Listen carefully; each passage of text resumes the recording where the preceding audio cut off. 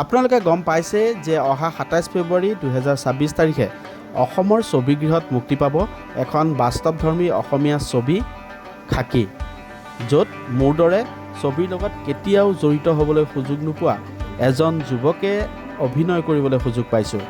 সঁচাকৈ যিটো মোৰ কাৰণে এটা ডাঙৰ সপোন যেন লগা এটা কথা। এয়া অকণমান দৃশ্য আছিল শ্বুটিঙৰ সময়ৰ, যিটো মই কেমেৰাত আবদ্ধ কৰি ৰাখিছিলোঁ। ৰ'ব আৰু এটা কথা কওঁ, মোৰ লগত মোৰ ৱাইফ বিনীতায়ো অকণমান ওলাবলৈ সুবিধা পাইছে। শ্বুটিং শেষ কৰি সকলোৱে একেলগে খোৱাৰো আমেজ পাইছিলোঁ সেইদিনা, আৰু সেয়া যি কেমেৰাত মই আবদ্ধ কৰি ৰাখিছিলোঁ আৰু অনুভৱ কৰিছিলোঁ যে শ্বুটিঙৰ সময়ত একেলগে খোৱাৰ যি আমেজ, সেই আমেজটো সঁচাকৈ সুকীয়া। আৰু যিহেতুকে গম পাইছে অসমৰ সংবাদ জগতৰ জ্যেষ্ঠ সাংবাদিক অতনু ভূঞাৰ যিহেতু পৰিচালনাত যিহেতুকে নিৰ্মাণ হৈছে এখন ছবি, গতিকে চাবলৈ নাপাহৰিব খাকী ২৭ ফেব্ৰুৱাৰী ২০২৬।